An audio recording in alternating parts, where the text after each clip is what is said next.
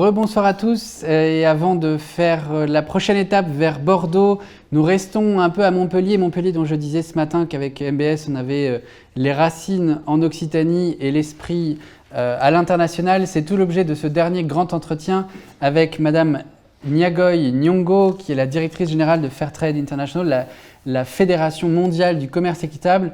Nous allons donc débattre en anglais pour cette dernière échange. Good evening, Nyagoy. I hope you do hear me correctly. I'm just checking. Yes, I can hear you very well.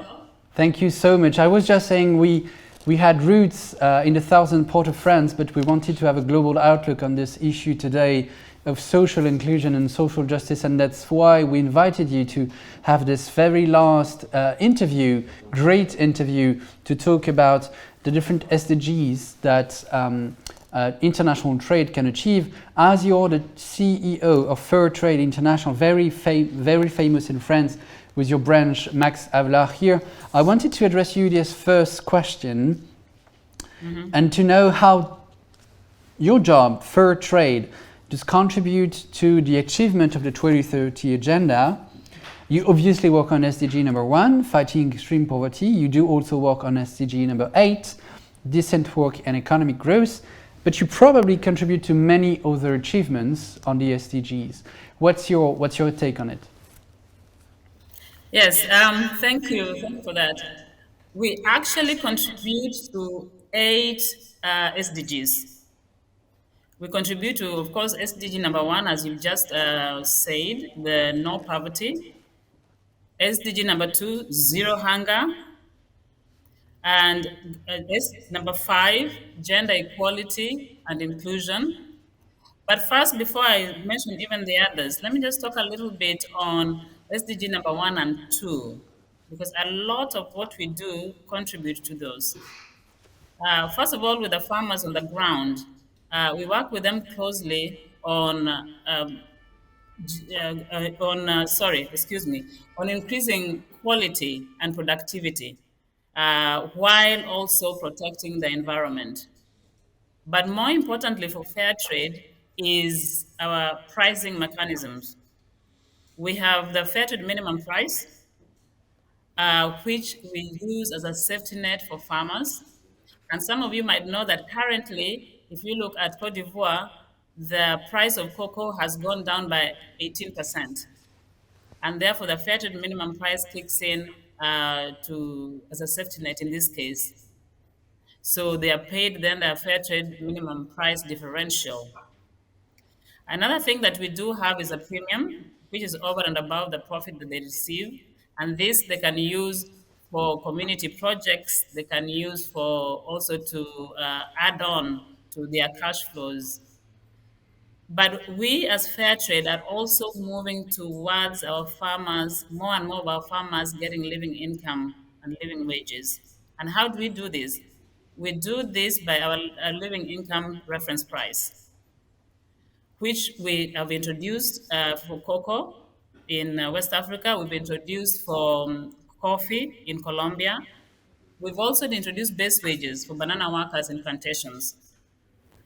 So in addition to that, we've got various programs. I will not go into details on them, but it's about income diversification, crop diversification, etc. The other SDGs that we are contributing to, as I said, was gender, making sure that there's inclusion of youth, inclusion of women in agricultural work. As you know, that women do the lion's share of work in farming, but in most cases do not get the income from farming. So we work with women to empower them, to ensure that they're in the leadership of the cooperatives that they're in, to ensure that they engage in income-generating activities.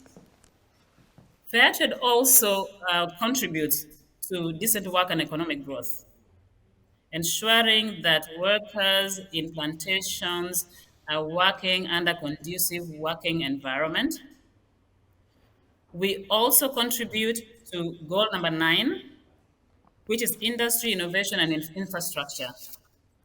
In this, it's about ensuring that there is traceability in the supply chain and transparency, so that the farmer on the ground and the consumer on the other side clearly understands how the product flows along the supply chain. Then there's goal number 12, responsible consumption and production. Here we work with consumers, producers, and advocates to push for social and climate justice. Goal number 13, climate action, to ensure that our farmers apply environmentally sustainable practices as they adapt to climate change. And finally, we recognize in fair trade that you cannot do this alone. You have to partner with others, with governments, with businesses, with civil society, and therefore this is our contribution to goal number 17. Thank you so much, Nyagoy. Indeed, as you conclude on goal 17, I'm reminding the conversation we just had before hosting you, which was coming to the end that to achieve social justice, we needed coalitions, multi-stakeholder coalitions, including governments, local and federal governments, NGOs, enterprises, firms, SMEs, as well as big corporations, on top of think tanks. And that's essentially what you said in encapsulating the way you work on the ground. I'm asking you that question then because you seem very committed to achieve the 2030 agenda, and you mentioned many tools you use, the Fairtrade minimum price, the premium you've deployed. I'm curious on the way you assess your impact on field, and if you could tell us maybe about one of the main battles you fought and that you won. Okay, thank you for that. How do we assess our impact on the ground? I think our entry point in the beginning is that to ensure that we've got strong produce organizations. So the majority of our work on the ground is to strengthen these organizations so that they look at farming as a business, they look at their own organizations as a business, so that they're able to have a strong voice in trade. They're able to negotiate their contracts with the traders. Because strong produce organizations mean that they are they can have a strong voice within the supply chain. But also, as I said earlier, inclusion is very important for us. So how is the participation of the farmers in what they do? Are they inclusive in terms of women, in terms of youth? More so, the approach that we take is very important for me to note here. We take a holistic approach because we believe that trade is not just about trade itself. It's about people. So issues of social justice. We believe that there has to be climate justice. So our approach in that respect ensures that we have impactful interventions on the ground.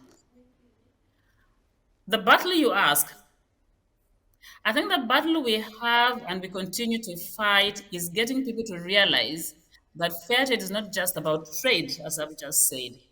It's about social justice. You can't look at trade without looking at the people behind it, the farmers and workers, the inequalities they face. They too, like us, deserve to live their lives with dignity. That's very powerful, you said, because it reminds us of the very motto of the 2030 agenda, leave no one behind. And as you pinpoint social justice in the fight you fight, I'd like to recall the fact that Fairtrade International has been selected as one of the key projects of the Paris Peace Forum in 2020 in its ambition to roll out all ILO conventions for all workers along all supply chains in the textile industry, because we can have a label of reasonably and fairly produced cotton, for example, but if then the supply chain is not responsible and doesn't treat workers fairly, then it's not a fair trade at the end of the supply chain. And I'm wondering how far you've been in implementing that project. The ILO is one of the institutional partners of the so-called Rencontres du Développement Durable, and I'm curious to know then what's the next steps for this project. That sounds amazing. Yeah. As you know, of course, that it's a very difficult supply chain, the textile supply chain, unlike the other products that we deal with, because it's not just about the producer, it's all along the factories, etc. And the four pillars of our textile standard is a living wage, is guarantee on health and safety, is limited use of chemicals, and list of forbidden dangerous materials. Those are the four main pillars. But more and more with the project, what we are finding out is that we do need a critical mass. It is difficult for a factory because, for example, a factory might have different companies buying from it. And so it is difficult unless there's a critical mass. So if it is one or two brands that agree to, for example, to pay a living wage, the factory would not be able to say that only 5 or 10% of its working population gets a living wage, for example. However, it's not all lost because so far we have about 3 brands who have signed up to our textile standard. But what is really needed really is legislation. We need to have mandatory legislation with sanctions because a living wage is really a human right. But this is something that will take time, of course, because this is something we look at in the future HRDD legislation of the EU. It may take time. So what we are really working on is getting the brands that are already on board to trigger others to join in, to get that critical mass that we are looking at. So far, what we've done in the program, we've been able to train at least workers in 30 factories, which comes up to about 4,000 workers in total. So it is slow, it's challenging, but we're confident that we will be able to get more brands to join in this intervention. Thank you so much. As you keep trusting your ability to roll out this standard textile, I'm happy to take this occasion to actually surprise you slightly with the beautiful news you need to receive is that the Parliamentarians for Peace network that I'm happy to co-chair with Senator Catherine Morin-Desailly, and which gather 25 MPs, former ministers, chairwomen and men of different commissions in 20 different national houses, has decided to support this standard textile and ensure, facilitate its rollout all across the globe. That's what we did from the Normandy Peace Forum that was just hosted last week in Caen. And actually, it's not public, but it's now being public, that the Parliament for Peace will meet you very soon and try to support the way you can lead your way in fighting for social justice along supply chains. Thank you very much, Nyagoy Nyong'o, for your speech. Thank you very much, Fairtrade International and its French branch, Max Abelard, for being a partner to the Rencontres du Développement Durable. I'm happy to have hosted you, and I'll switch back into French pour dire merci à l'ensemble de nos auditeurs aujourd'hui. Merci à Montpellier Business School d'avoir co-organisé avec l'Institut Open Diplomacy cette journée dédiée à l'inclusion sociale, un des objectifs majeurs des objectifs de développement durable dans cette France en transition qui contribue comme chaque jour à la conférence sur l'avenir de l'Europe. Merci à toutes et à tous. On se retrouve dès vendredi 8 octobre pour la 7e étape des Rencontres du Développement Durable qu'on co-organisera avec Kedge Business School depuis Bordeaux sur le management responsable, une façon de traduire tous ces principes de cohésion sociale que nous avons discutés aujourd'hui dans la façon de diriger une organisation. À vendredi, à très bientôt. Merci à tous et bonne soirée.